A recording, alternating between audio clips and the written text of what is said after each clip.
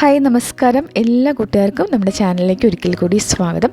അപ്പോൾ നമ്മൾ ഇന്നൊരു മുട്ടക്കറിയുടെ റെസിപ്പിയാണ് നോക്കാനായിട്ട് പോകുന്നത്. സാധാരണ നമ്മൾ എപ്പോഴും ചെയ്യുന്നതിനേക്കാളും കുറച്ച് വ്യത്യസ്തമായിട്ട് മറ്റൊരു രുചിയിൽ നല്ല ടേസ്റ്റി ആയിട്ടുള്ളൊരു മുട്ടക്കറിയാണ് കേട്ടോ. നമുക്കിത് ചോറിൻ്റെ കൂടെ ആണെങ്കിലും അപ്പത്തിൻ്റെയും പൊറോട്ടയുടെയും ചപ്പാത്തിയുടെ കൂടെയൊക്കെ കഴിക്കാൻ നല്ല ടേസ്റ്റാണ്. തീർച്ചയായിട്ടും നിങ്ങളിതൊന്ന് ട്രൈ ചെയ്ത് നോക്കണം. സബ്സ്ക്രൈബ് ചെയ്യാത്ത കൂട്ടുകാരുണ്ടെങ്കിൽ പ്ലീസ് ഒന്ന് സബ്സ്ക്രൈബ് ചെയ്ത് ഒരു ലൈക്കും കൂടി തന്ന് സപ്പോർട്ട് ചെയ്തേക്കണേ. അപ്പോൾ ആദ്യം തന്നെ നമുക്കിതിലേക്ക് വേണ്ടിയിട്ടുള്ള മുട്ട ഒരു 4-5 മുട്ട പുഴുങ്ങി 2ആയിട്ടോ 4ആയിട്ടോ അല്ലെങ്കിൽ കട്ട് ചെയ്തിട്ട് ഇതുപോലെ ഒന്ന് മാറ്റി വെക്കണം. ഇനി നമുക്കൊരു അരപ്പ് തയ്യാറാക്കാം. ഇതാണ് ഈ ഒരു കറിയുടെ ഒരു ഫ്ലേവർ എന്ന് പറയുന്നത് കേട്ടോ. ഒരു മിക്സിയുടെ ജാറിലേക്ക് 2 തക്കാളി 4ആയിട്ട് കട്ട് ചെയ്തിട്ട് കൊടുക്കുന്നുണ്ട്. കൂടെ തന്നെ ഒരു പിടി മല്ലിയില കഴുകി നമുക്കിതിലേക്ക് ചേർത്ത് കൊടുക്കാം. കൂടെ ഒരു 3-4 ഇതൾ പുതിന ഇലയും കൂടെ 2 പച്ചമുളക് കട്ട് ചെയ്തും കൂടി ചേർക്കുന്നുണ്ട്. ഇനി നമുക്കിതെല്ലാം കൂടി ഒട്ടും വെള്ളം ഒഴിക്കാണ്ട് നല്ല ഫൈനായിട്ട് ഇതൊന്ന് അരച്ചെടുക്കണം. അപ്പോൾ ഇതുപോലെ അരച്ചെടുത്തിട്ടുണ്ട്. ഇതൊന്ന് മാറ്റി വയ്ക്കാം. ഇനി നമുക്ക് കറി വയ്ക്കാനായിട്ട് തുടങ്ങാം. അപ്പോൾ നമ്മളൊരു പാൻ ചൂടാകാൻ വെച്ചിട്ടുണ്ട്. നമുക്കിതിലേക്ക് വെളിച്ചെണ്ണ ഒഴിച്ചു കൊടുക്കാം. ഒരു 2-3 ടേബിൾ സ്പൂൺ വെളിച്ചെണ്ണ ഒഴിക്കാം. എണ്ണ നന്നായിട്ട് ചൂടായിട്ട് വരുമ്പോൾ നമുക്കിതിലേക്ക് സ്പൈസസ് ഒക്കെ ചേർത്ത് കൊടുക്കാം. ഞാനിവിടെ ഒരു 1/2 ടീസ്പൂൺ പെരിഞ്ചീരകം എടുത്തിട്ടുണ്ട്. 2 ഏലക്കായും ഒരു ചെറിയ പീസ് പട്ടയാണ് ഇട്ട് കൊടുത്തിട്ടുള്ളത്. അതൊന്ന് മൂത്ത് വരണം. ഇതിൻ്റെ കൂടെ തന്നെ ഇഞ്ചിയും വെളുത്തുള്ളിയും കൂടി ചതച്ച് ചേർക്കുന്നുണ്ട്. ഒരു ചെറിയ പീസ് ഇഞ്ചിയും ഒരു 4-5 അല്ലി വെളുത്തുള്ളിയും കൂടി ചതച്ചിട്ടാണ് ഇതിൽ ചേർത്തിട്ടുള്ളത്. ഇനി നന്നായിട്ടൊന്ന് മൂപ്പിച്ചെടുക്കാം. അപ്പോൾ ഇതൊന്ന് മൂത്ത് വരുമ്പോൾ നമുക്കിതിലേക്ക് സവോള ചേർത്ത് കൊടുക്കാം. 2 സവോള വളരെ ചെറുതായിട്ട് കട്ട് ചെയ്താണ് ഞാൻ ചേർത്തിട്ടുള്ളത്.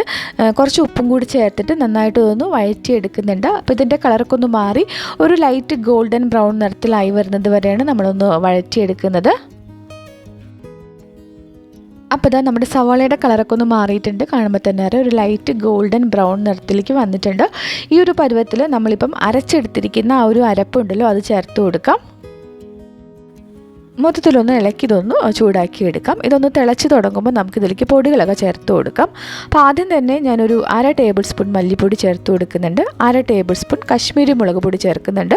എരിവുള്ള മുളക് പൊടിയാണെങ്കിൽ അളവ് കുറച്ചെടുത്തേക്കണേ. ഇനി നമുക്കിതിലേക്ക് ഒരു 1/2 ടീസ്പൂൺ മഞ്ഞൾപ്പൊടി ചേർത്ത് കൊടുക്കാം. ഒരു 1/4 മുതൽ 1/2 ടീസ്പൂണോളം കുരുമുളക് പൊടി ചേർത്ത് കൊടുക്കാം. ഒരു 1/2 ടീസ്പൂൺ ഗരം മസാലപ്പൊടി ചേർക്കുന്നുണ്ട്. നിങ്ങളുടെ കയ്യിൽ ചാട്ട് മസാല ഉണ്ടെങ്കിൽ ഒരു 1/2 ടീസ്പൂൺ കൂടി ചേർത്ത് കൊടുക്കുക. നന്നായിട്ടൊന്ന് ഇളക്കി ഇതൊന്ന് മൂപ്പിച്ചെടുക്കാം. ആ പൊടികളൊക്കെ നന്നായിട്ടൊന്ന് മൂത്ത് വരണം.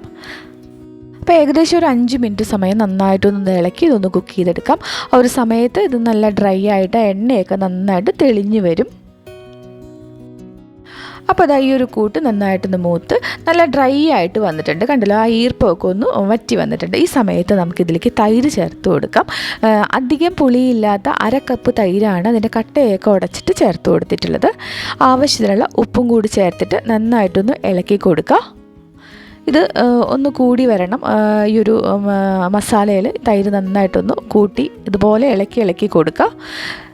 ഇനി നമുക്കിതിൻ്റെ ഒരു എണ്ണയൊക്കെ തെളിഞ്ഞ് വരുന്നത് വരെ നമുക്കിതൊന്ന് ഇളക്കി കൊടുത്ത് വേവിച്ചെടുക്കണം.